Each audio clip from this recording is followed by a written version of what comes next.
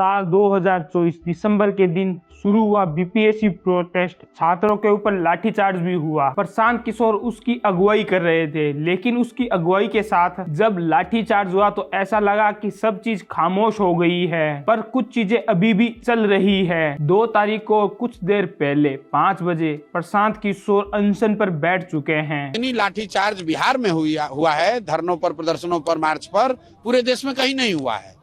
और ये आदमी अपने आप को जयप्रकाश जी का चेला बताता है। ये आदमी क्योंकि जब 29 दिसंबर को लाठीचार्ज हुई तो अगले ही दिन डेलीगेशन किया गया था। एक अल्टीमेट पप्पू यादव ने भी दिया था। उन्होंने कहा था अगर सरकार और आयोग कुछ एक्शन नहीं लेगी तो हम पूरा बिहार बंद करेंगे। नेशनल हाईवे जहां से बिहार से गुजर रहे हैं, स्टेट हाईवे और जहां से ट्रेन गुजर रही है, उन सब जगहों को हम बंद करेंगे। ये अल्टीमेट दोनों की तरफ से था और प्रशांत किशोर भी अपनी बात पर लगातार खरे उतरे थे। लेकिन सरकार की तरफ से अभी भी कोई भी स्टेटमेंट नहीं आ रहा है। जब भी मीडिया का माइक पूछते हैं तो ये बात बोलते हैं कि हमारा स्टैंड तो क्लियर है, हमारे जिला स्टेट की तरफ से कोई भी नोटिफिकेशन नहीं आया है। इस समय हम लोगों को एक पत्र प्राप्त हुआ था तरफ से और उसको हम लोगों ने कल ही क्लैरिफाई कर दिया कि गांधी मूर्ति के पास कोई धरना प्रदर्शन की अनुमति नहीं दी जाती, कभी भी नहीं, और किसी ने भी वहाँ नहीं किया है।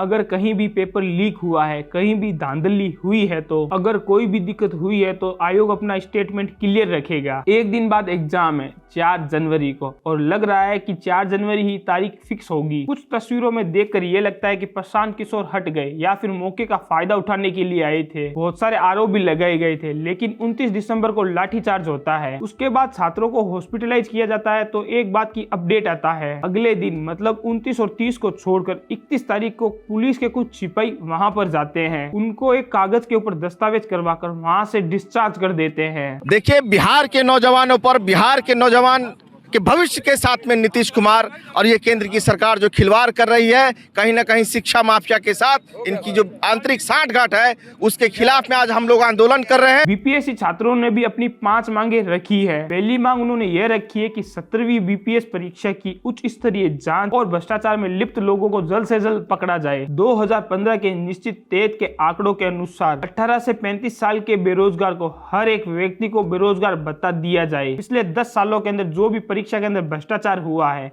या कोई धांधली हुई है, उन सब लोगों को गिरफ्तार किया जाए और उन पर कड़ी से कड़ी कार्रवाई की जाए। एक श्वेत पत्र जारी करना चाहिए और लोकतंत्र की जनता बिहार को लाठी तंत्र बनाने की कोशिश कर रही है। जो अधिकारी पहले मांग कर रहे थे, उन अधिकारियों के चलते 29 दिसंबर, 25 दिसंबर और 6 दिसंबर को लाठीचार्ज हुआ था, उन सब लोगों पर कार्रवाई की जानी चाहिए। और आखिरी मांग यह है कि बिहार के सरकारी नौकरी के अंदर बिहार के अंदर 2% हिस्सा रहना चाहिए। ये सारी 500 बातें लेकर स्टूडेंट वहाँ पर अनशन पर बैठे हैं। पूरे बिहार में शिक्षा माफिया का जो गिरोह है उसका पर्दाफाश होना चाहिए।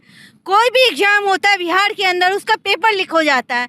अभी आप देख रहे हैं कि बीपीएससी का एग्जाम। अब देखना यह है कि यह अनशन कितनी देर और चलेगा, क्योंकि उन सब के पास परमिशन भी नहीं है और प्रशासन लगातार वहां पर अपना पुलिस बल और फोर्स को लगातार बढ़ा रही है। प्रशांत किशोर वहां पर कितनी देर बैठने के अंदर कामयाब होंगे? प्रशांत किशोर ने गांधी मैदान में कोई भी परमिशन नहीं ली है। इतने सारे लोगों को इकट्ठा करना गांधी मैदान में प्रशांत किशोर लगातार कर रहे हैं और प्रशांत किशोर ये बात बोल रहे हैं कि ये कोई प्रोटेस्ट नहीं है, हम छात्रों की छात्र संसद बुला रहे हैं। सही है, गलत है, ये सरकार उनके साथ बैठ के निर्णय कर सकती है, लेकिन बच्चे हाथ जोड़ रहे हैं, उसको आप लाठी से मार रहे हैं, वो निहायत तौर पर गलत बात है।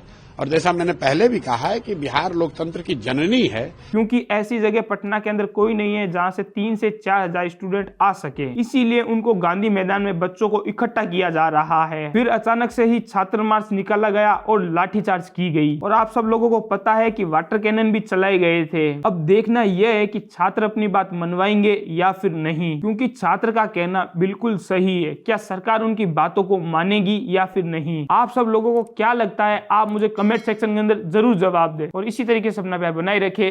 जय हिंद।